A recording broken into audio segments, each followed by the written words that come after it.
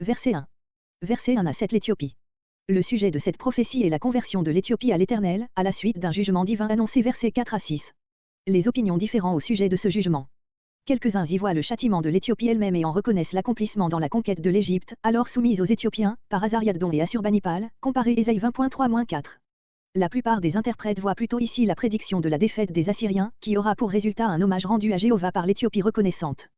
Comparez versets 4 à 6 avec Ésaïe 14.24-27, Ésaïe 17.12-14 et surtout avec Ésaïe 10.27-34, et verset 6 avec Ésaïe 37.36.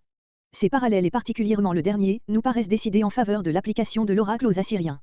La prophétie du chapitre 18 se rattache directement à la précédente, par son contenu aussi bien que par sa forme, comparez le début Ésaïe 18.1 avec Ésaïe 17.12, et appartient à la même époque, celle où, menacée par l'Assyrie, joue de nouer des relations avec l'Égypte, chapitre entre 30 et 31, elle a pour but de montrer aux Juifs l'inutilité de l'alliance projetée. 3 strophes. L'Éthiopie et la terre entière sont invitées à être attentives à l'œuvre que le Seigneur va accomplir, versets 1 à 3. Dieu laissera la puissance d'Assur grandir jusqu'au moment où ses plans de domination universelle seront sur le point de se réaliser, par la prise de Jérusalem, mais alors subitement l'Éternel sortira de son repos et l'anéantira, versets 4 à 6. Les Éthiopiens, délivrés eux-mêmes par cette intervention miraculeuse, rendront hommage à Jéhovah, verset 7. Verset 1 à 3 le prophète invite les peuples à être attentifs à l'œuvre de Dieu. A. Est destiné à réveiller l'attention. C'est le sens qu'a quelquefois l'interjection auge. Ordinairement, malheur. Terre où retentit le bruissement des ailes, littéralement, terre du bruissement d'ailes. L'Éthiopie est un pays chaud et humide et par là même abondant en insectes. Leurs essaims bruyants sont ici l'emblème des masses de peuples qui s'y agitent en ce moment et de là se précipitent sur tous les pays d'alentour. Comme les mouches du Nil et les abeilles d'Assyrie figurait Ésaïe 7.18-19 la puissance égyptienne et la puissance assyrienne, de même ici le bruit des ailes figure le tumulte des armées éthiopiennes qui s'ébranlent. Peut-être l'image est-elle tirée spécialement des nuées de sauterelles que le vent du Midi apporte des pays chauds jusqu'en Égypte et en Palestine. Quelques interprètes veulent voir dans le mot tselatsal, bruissement, une allusion à la mouche cessée, chez les Abyssins Tsaltsala, si connue et si redoutée des voyageurs africains. Ce rapprochement est ingénieux, mais fort douteux. Cus, nom hébreu de l'Éthiopie, il désigne la région située au sud de l'Égypte, à partir de Syène, Assouane, et répond assez exactement à celui aujourd'hui usité de Nubie. Ce pays formait alors un État puissant dont les princes, contemporains d'Ésaïe, Sabakon, Tiriaka, se rendirent maîtres de l'Égypte et poussèrent leurs incursions jusqu'en Palestine, voire introduction. Les fleuves de Cus, le Nil blanc, le Nil bleu et leurs affluents, une bonne partie de l'Éthiopie, en particulier la région appelée aujourd'hui Sénar, où se trouvait la capitale de ce pays, Méroé, est située au sud du principal affluent du Nil, la Tébara, ce qui justifie l'expression au-delà des fleuves. Verset 2. Nacelle de jonc. Les habitants des bords du Nil fabriquaient avec la tige du papyrus des embarcations légères, destinées à naviguer sur le Nil et même parfois sur la haute mer. Le papyrus est encore aujourd'hui très commun en Abyssinie. Qui envoie par mer des messagers. Allez messagers rapides, vers la nation. Les Éthiopiens ont envoyé au loin des messagers. Le prophète les invite à retourner dans leur pays pour y porter une grande nouvelle.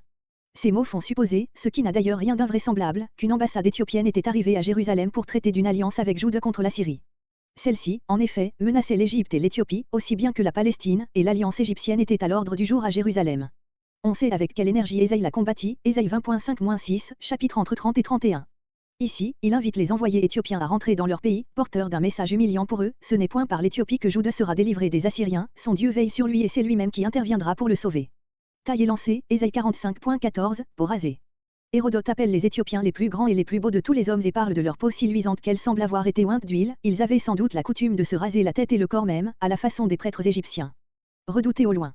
Comparez 2 Rois 17.4, 2 Rois 19.9. Verset 3. La chute d'Assur doit attirer l'attention de toute la terre. Comparez Ésaïe 10.14, Ésaïe 14.26. L'étendard sera élevé. Comparez Ésaïe 5.26, Ésaïe 13.2. La trompette sonnera. Comparez Ésaïe 27.13. L'Éternel rassemble sa grande armée pour la conduire contre ses ennemis. Verset 4. Versets 4 à 6. Dieu demeure en apparence inactif et laisse Assur croître jusqu'à l'heure où ses desseins semblent mûrs pour l'exécution, mais à ce moment il le frappe. Versets 4 et 5. Voyez une image semblable pour désigner la puissance assyrienne, Ésaïe 10.17-19, Ésaïe 10.33-34. De ma demeure. Comparez Ésaïe 26.21. Une chaleur sereine, un nuage de rosée. Rien de plus propre à hâter la maturation des fruits que des jours chauds et calmes et des nuits abondantes en rosée. Leur action combinée figure ici celle de la providence qui non seulement permet, mais favorise le développement de la puissance des Assyriens, pour faire d'autant mieux éclater sa gloire dans leur soudain abaissement. Dieu n'interviendra d'une manière visible qu'à la dernière heure, mais ce sera souverainement. Il coupera. La vigne qui s'étalait florissante aux rayons du soleil, reçoit soudain le coup de serpette. Ésaïe 10.33-34 L'image est autre, mais le sens identique. Verset 6. Le nombre des cadavres assyriens est tel que les bêtes sauvages y trouvent de la pâture pour toute une année. Voyez Ésaïe 37.36. Verset 7. En ce temps-là, à la suite de ce jugement, dans lequel les Éthiopiens seront forcés de reconnaître le doigt de Dieu, une offrande sera apportée. Comparez les prophéties analogues concernant la conversion de l'Éthiopie au vrai Dieu, Ésaïe 45.14, Sophonie 3.10, Psaume 18.32. Par le peuple. La description du verset 2 est reproduite ici dans l'intention de glorifier le Dieu qui a su faire la conquête d'un tel peuple. Au lieu où l'on invoque, littéralement, au lieu du nom de l'Éternel, c'est-à-dire au lieu où l'on trouve la révélation et la connaissance de l'Éternel, Deutéronome 12.5. La conversion de l'Éthiopie au Dieu d'Israël est mise en relation directe avec la chute de l'Assyrie. Comparez la relation semblable, établie dans les chapitres 7, 9, 11, entre ce dernier événement et l'apparition du Messie. L'Assyrie représente aux yeux du prophète le monde hostile à Dieu en général, le jugement d'Assur se confond donc pour lui avec le jugement du monde, il a pour effet immédiat la conversion des peuples. Voir la dernière note du chapitre 7. L'accomplissement de cette prophétie a commencé lors de la fondation, en Éthiopie et en Abyssinie, d'une église chrétienne qui a subsisté jusqu'à nos jours.